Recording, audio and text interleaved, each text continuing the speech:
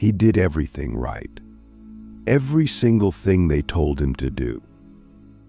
The man in this story, let's call him Thomas, wasn't lazy, rebellious, or careless. He played by the rules. He followed the script.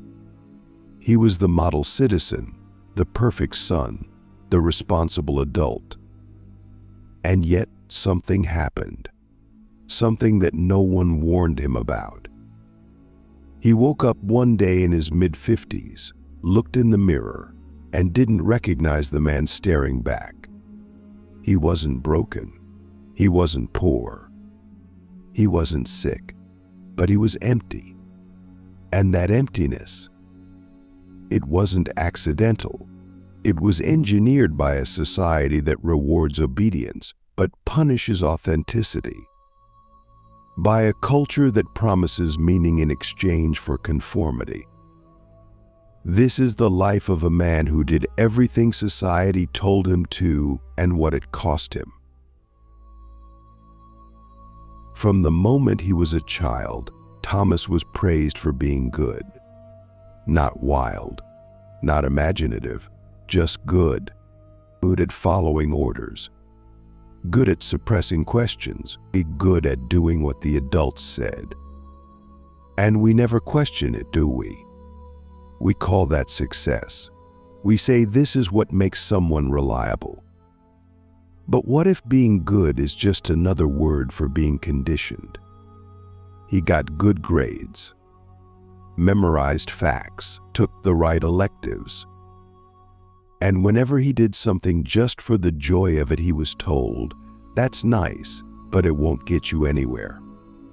So he stopped playing, stopped exploring, started preparing. Preparing for what? For the future. The mythical destination where all sacrifices are justified because someday it'll all pay off. Click subscribe to this channel to get more profound insights. University came next. He didn't study what he loved, he studied what he was told would get him a job. Everyone said, pick something practical. And so he did. He buried his curiosity, replaced wonder with productivity. He got the job. He climbed the ladder. He bought the house. He married, had kids, paid taxes. And on paper, he did everything right. But here's the philosophical horror. He never once asked himself if those things were true for him. He mistook the map of life for the terrain. He thought ticking boxes meant he was alive. But what if the boxes were designed to keep him asleep? Let's pause here and ask you something. When was the last time you made a major life choice not based on what was expected, but based on what was true for you? Most of us follow blueprints we didn't design. We internalize voices that aren't ours. And we end up calling that identity. But if your choices come from external pressure, are they really yours? Thomas never asked that, because he was always too busy achieving the next thing. The promotions got bigger. The paychecks grew. But with each step up the ladder, he felt smaller inside. Why? Because success without self is just performance. And performance, no matter how polished, can't feed a starving soul. He reached his 40s and realized he couldn't remember the last time he felt joy without guilt. Every time he tried to slow down, voices echoed in his head, "Don't be lazy. You need to keep going. You don't have time for that." These weren't his thoughts. They were installed. And that's the first tragedy of a life lived for society. You lose the ability to distinguish between your own voice and the voice of the machine you serve. By now, Thomas had everything society said would make him happy. But he couldn't feel anything, because joy requires space. And space was something he never gave himself permission to have. Let's go deeper. Schopenhauer once said, "We forfeit 3/4 of ourselves in order to be like other people." Think about that. If you sacrifice 75% of your truth to fit in, to be approved, liked, respected, what's left of you? Thomas had a nice car but didn't know how to breathe. He had a big house but couldn't hear his own heart. He had a title but no connection to his soul. And one day his child asked him, "Dad, do you love what you do?" And he froze. Not because he didn't know the answer, but because he did.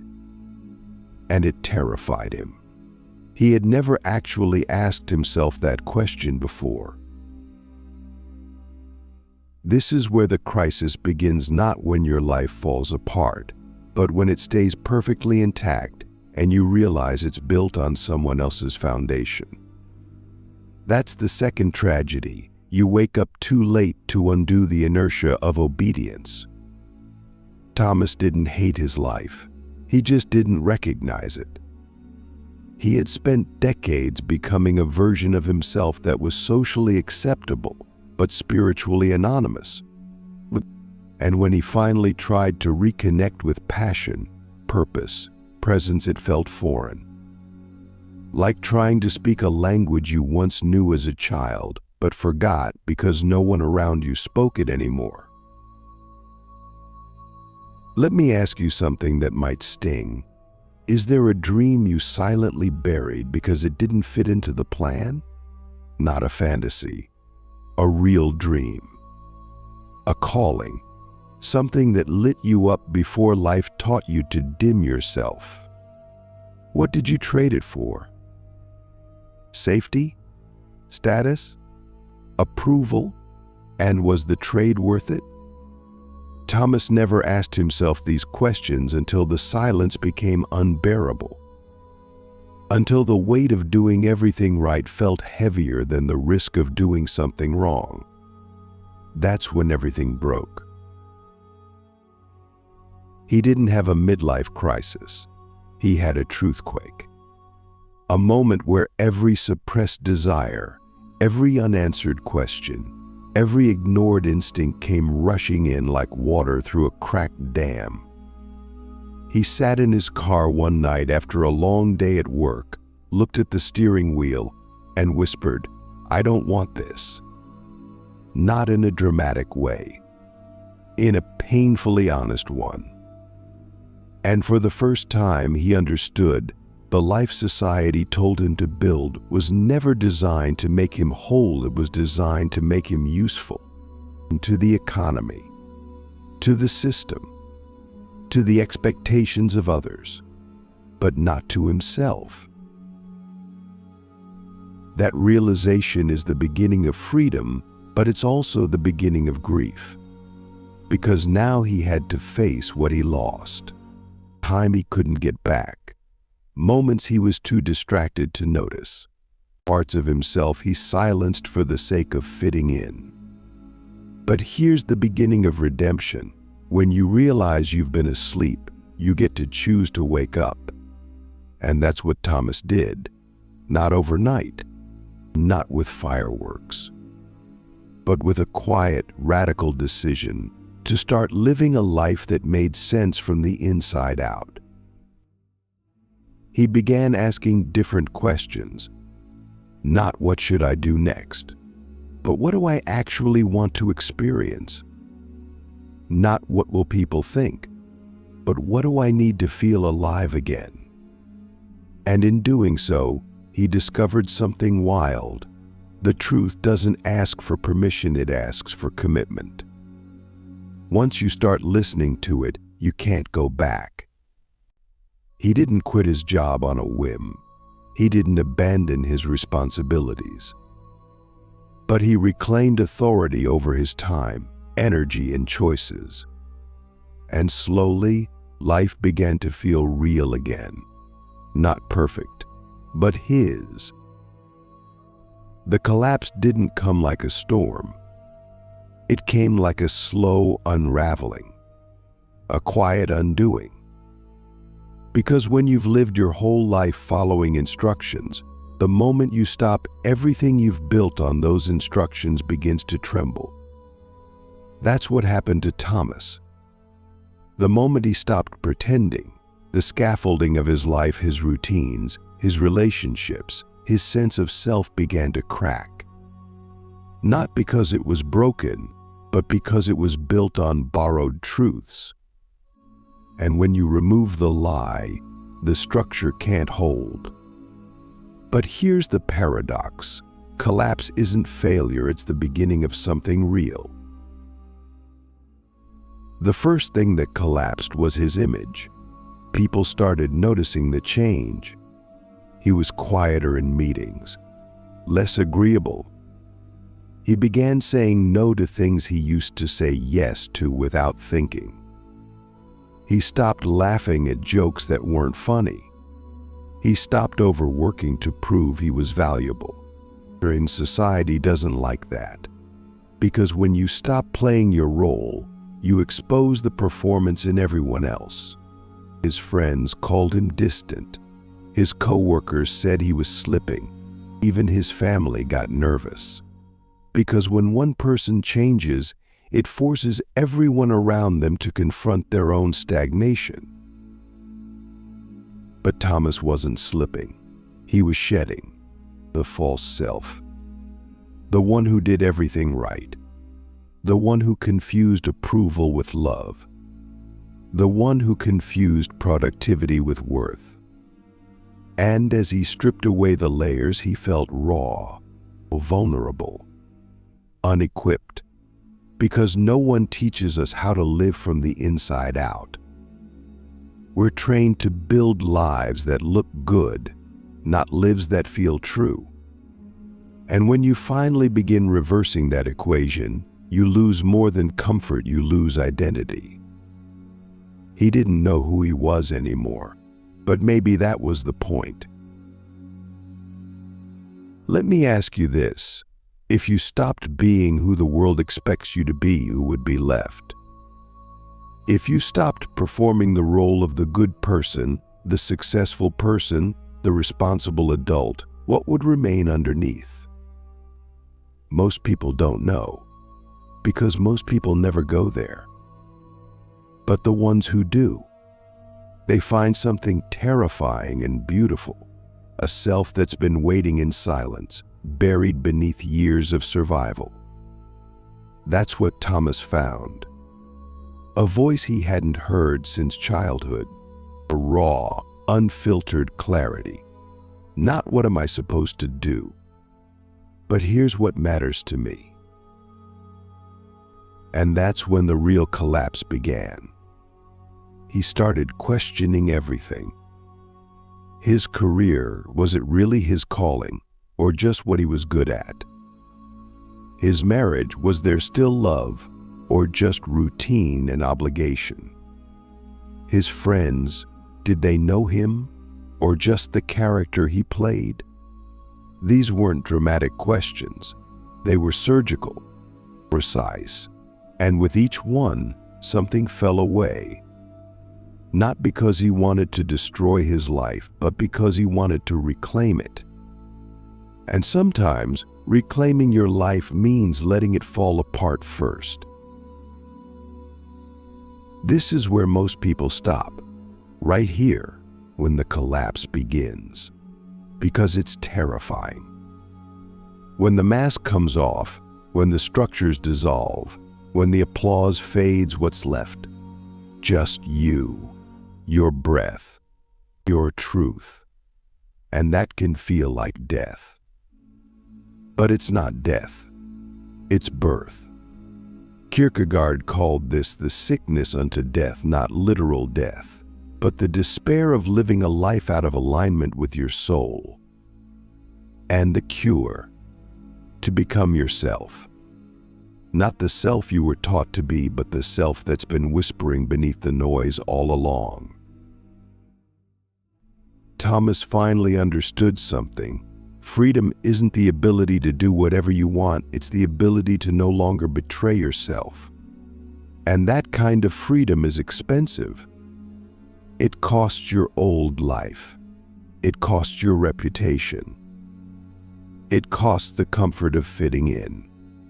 But what you gain in return is priceless peace, presence, purpose, not the kind that's given to you. The kind you choose breath by breath, boundary by boundary, truth by truth. He began rebuilding, not from ambition, but from awareness. He didn't chase a new dream. He listened for it. He didn't rush to fix everything. He sat with the brokenness long enough to learn from it. He spent more time in silence. He walked without headphones. He journaled not to impress, but to excavate. He asked himself questions that had no easy answers. And slowly he began to see a different kind of life emerging, not built on societal expectations, but on soul alignment. Not what should I do, but what's the most honest choice I can make in this moment. Here's where the story gets powerful. The people who truly loved him, they stayed. And they saw the transformation. They didn't always understand it, but they felt it. Because when someone starts living truthfully, it's magnetic. You can feel it in their presence, in their eyes, in the way they listen. And some relationships didn't survive. But he didn't grieve them the same way. Because now he knew any relationship that requires you to abandon yourself is not love, it's codependence. Let's pause again and ask you something that most people are too scared to face. What part of your current life would collapse if you stopped pretending? What job, what friendship, what self-image are you holding together with performance? And what would happen if you let it fall? Not to destroy, but to free yourself? Thomas learned that collapse isn't the enemy. Pretending is. And once he stopped pretending, he didn't just find a new life, he found a new self. The man who once did everything society told him to now lives by a different compass. He still works, but only in ways that feel aligned. He still has structure, but it's chosen, not inherited.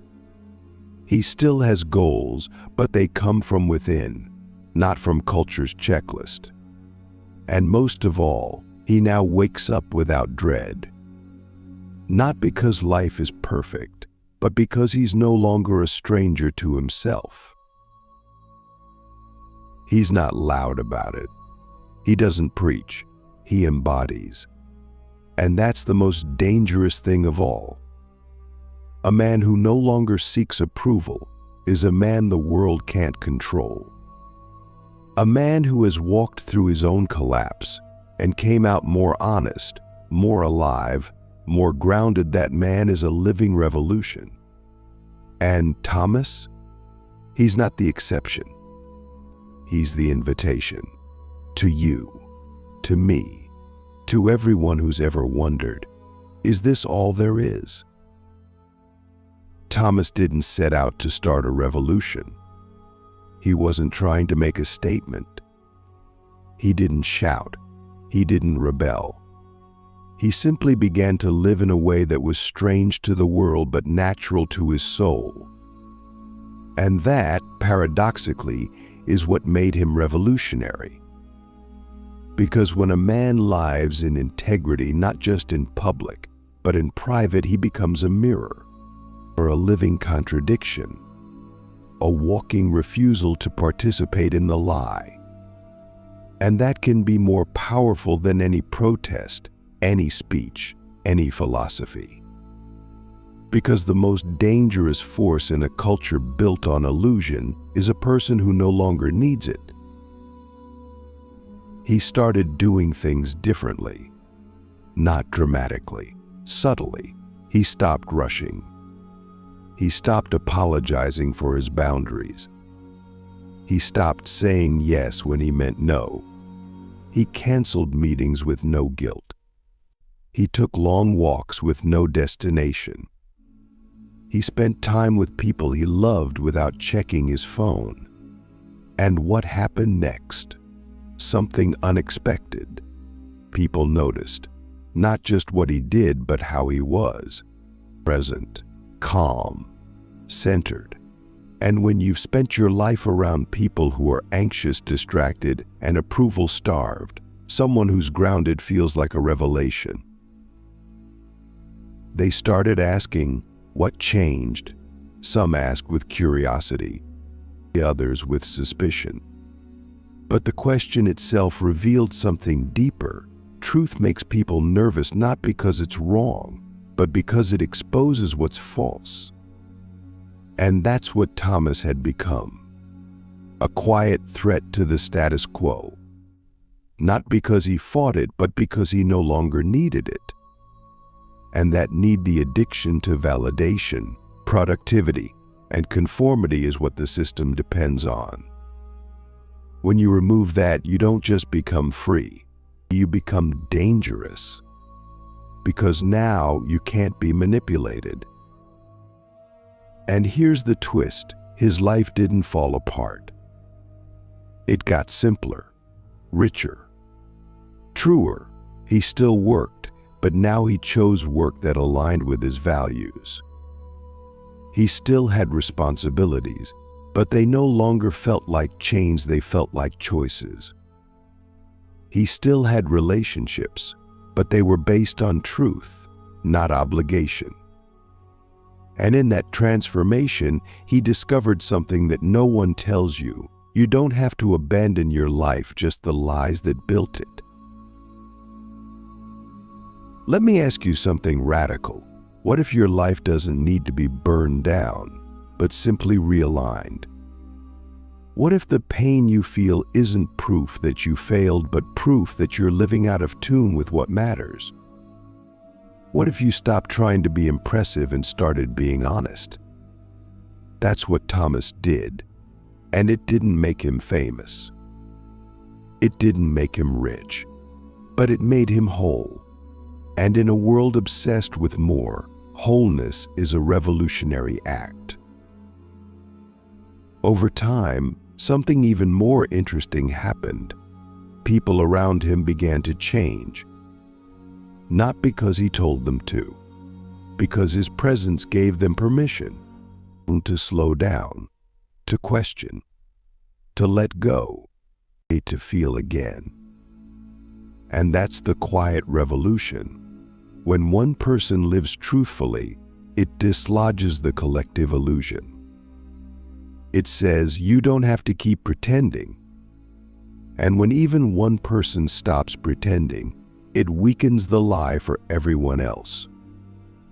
That's how real change begins, not on stages, but in the interior lives of individuals who choose truth over performance. But don't romanticize it. This kind of life isn't easy. It requires daily courage. It requires you to disappoint people, to let them be upset, confused, even angry, because you've stopped playing the role they assigned you. It requires you to be alone sometimes, is to sit with uncertainty, to lose things, status, reputation, comfort. But here's the question you must ask: is the price of truth higher than the cost of betrayal to yourself? Because that's the choice. Every day, in conformity or clarity, approval or alignment, noise or knowing. Thomas chose knowing, again and again and again, even when it hurt, even when it made him the odd one out, even when it meant starting over. Because once you've tasted the real, once you've lived from the inside out, you can't go back. You can't unknow what you now are. And maybe that's the ultimate mark of freedom. You live in such a way that you don't need to be understood because you finally understand yourself. Let's go even deeper. Society trains us to fear this path. Why? Because it can't monetize it. It can't brand it. It can't package your soul and sell it back to you. So instead, it sells you versions of yourself, careers, roles, identities, all designed to keep you almost satisfied, just enough to keep performing, just enough to not question, but never enough to feel alive. And the moment you step outside that game, you don't just break the rules. You expose the illusion that there were ever rules in the first place. Thomas no longer believed in the game. He didn't fight it. He outgrew it. He stopped needing to win because he realized the prize was empty. And when you stop chasing what doesn't matter, you make space for what does. Connection, presence, stillness, meaning. Not the kind you earn, but the kind you remember. The kind that was always there, buried beneath the noise of should and must and hurry up. And now, at 60, Thomas walks differently. He's not in a rush. He doesn't need to prove anything. He listens more than he speaks. He laughs without bitterness. He cries without shame. He says, "I don't know," without fear.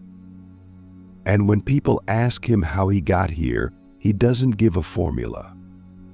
He gives an invitation. I stopped pretending. And I started listening. That's it.